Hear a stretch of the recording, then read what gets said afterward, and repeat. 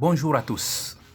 Je fais cette vidéo une fois de plus pour contribuer à bien comprendre notre pays et surtout motiver les raisons justes pour notre combat. Alors, j'ai pris deux dates, 1972 et 1982, pour illustrer vraiment le basculement de notre pays d'un pays de bénédiction à une terre de malédiction. En fait, comprendre le Cameroun, tout le monde vous le dira que si vous avez compris le Cameroun, c'est que vous a mal expliqué.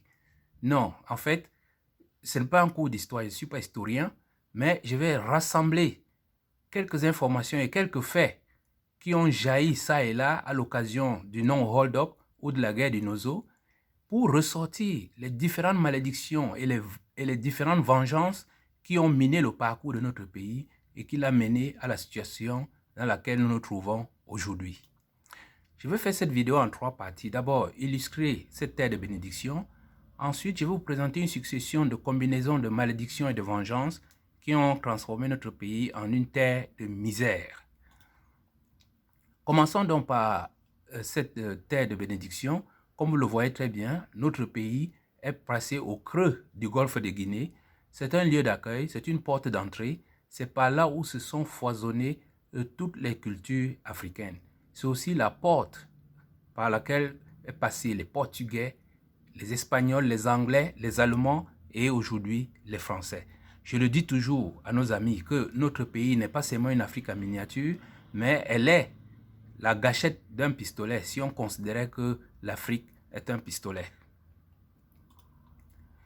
Alors, toute cette position a donné au Cameroun ce qu'on appelle aujourd'hui l'Afrique en miniature, car nous avons aussi bien la forêt que le désert. Nous avons tous les types d'animaux en Afrique. Nous parlons l'arabe, l'anglais et le français.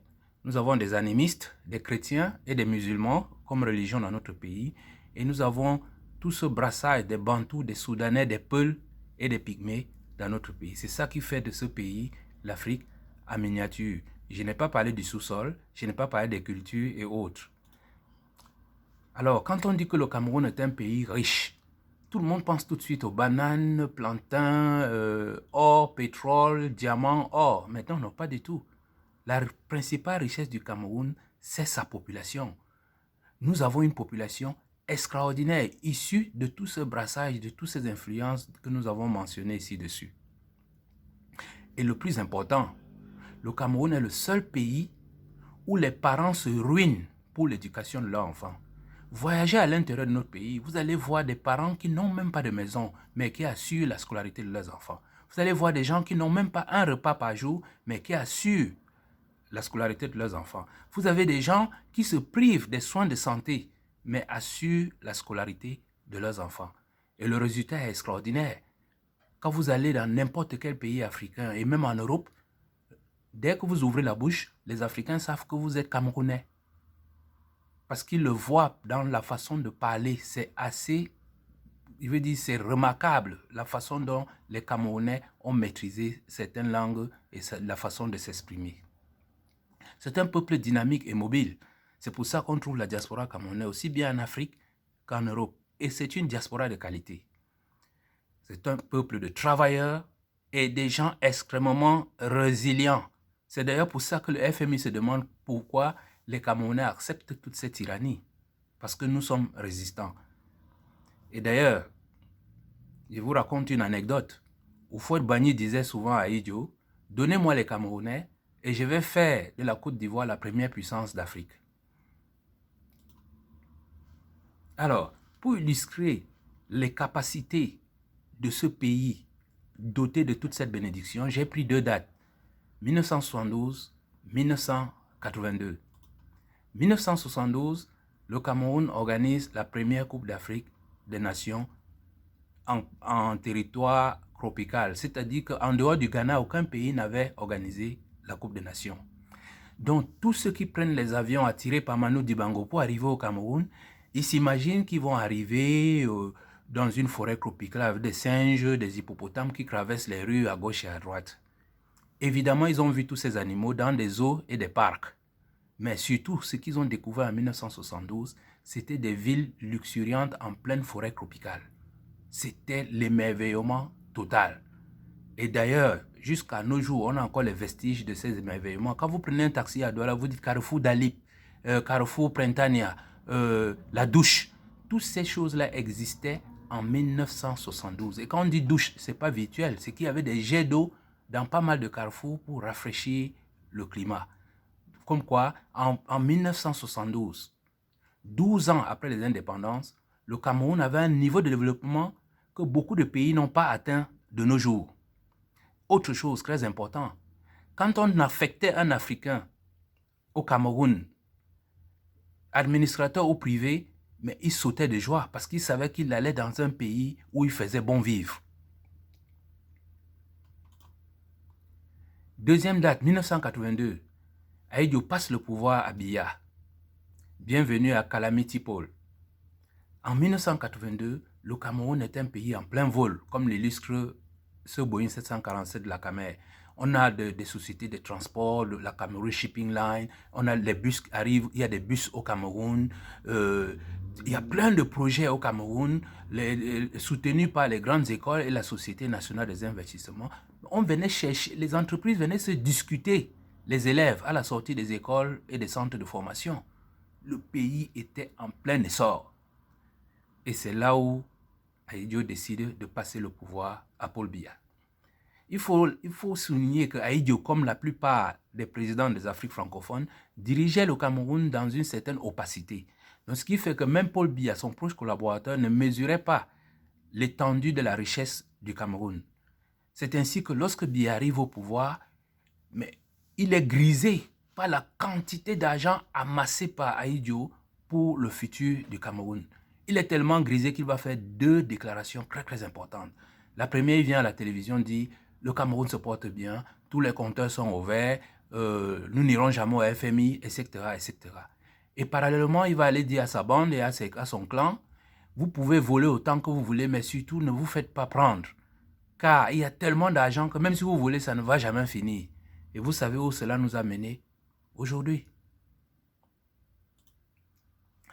Pour résumer, mes chers amis, cette terre de bénédiction est cette terre qui, en moins de 12 ans, de 1960 à 1972, l'avion Cameroun avait décollé. Et de 1972 à 1982, le Cameroun était en plein vol. Et depuis 1982, c'est la chute, je ne dirais même pas une chute, le Cameroun a piqué du nez et nous enfonçons tous les jours que Dieu crée. Malheureusement, cette malédiction de 1982 n'est pas unique. C'est le cas de rappeler toutes les malédictions et les vengeances qui ont accompagné le cheminement de notre pays.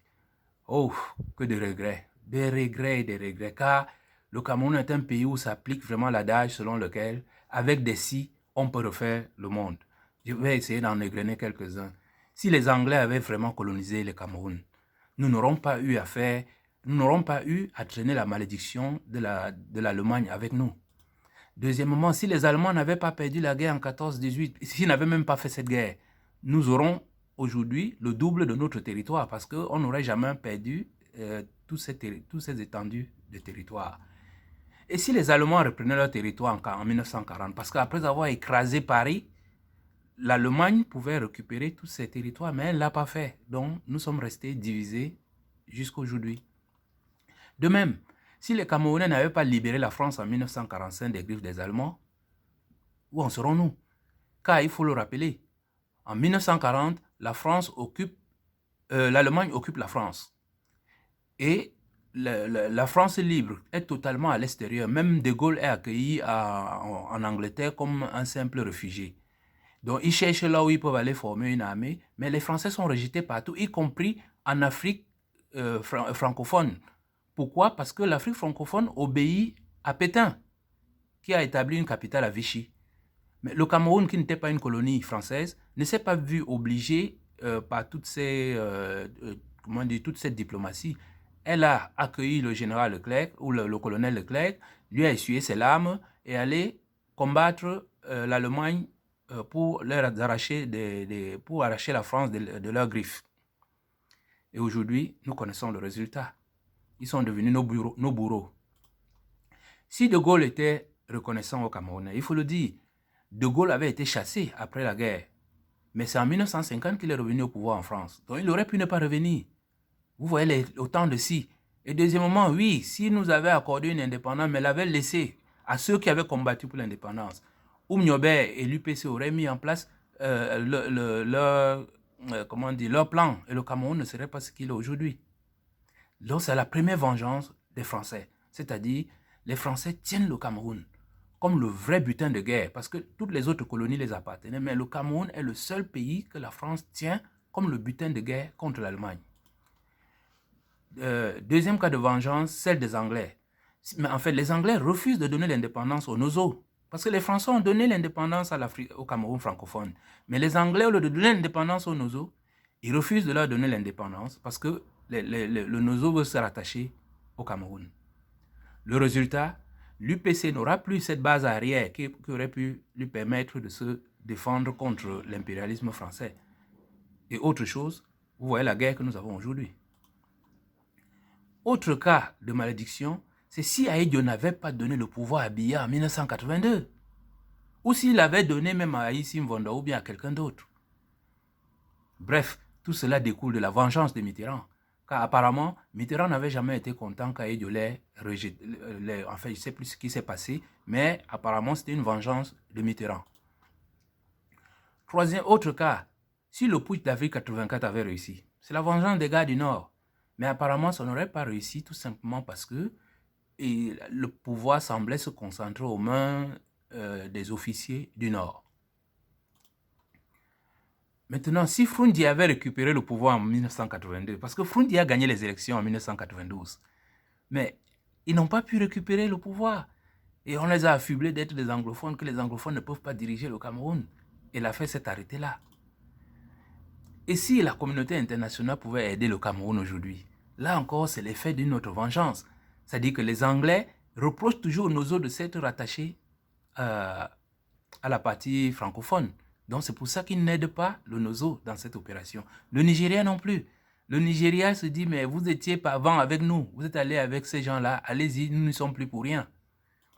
Voilà mes chers amis, autant de si et de vengeance qui ont amené notre pays à la situation à laquelle nous sommes aujourd'hui.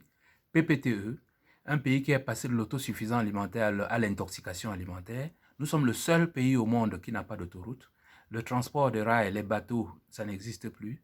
Quant aux avions, 1982, le Cameroun avait 2 avions présidentiels et près de 7 hélicoptères présidentiels. Aujourd'hui, nous n'avons pas d'avion présidentiel, il faut aller louer. Vous comprenez que le Cameroun est devenu une Afrique en miniature, mais une Afrique en miniature des misères.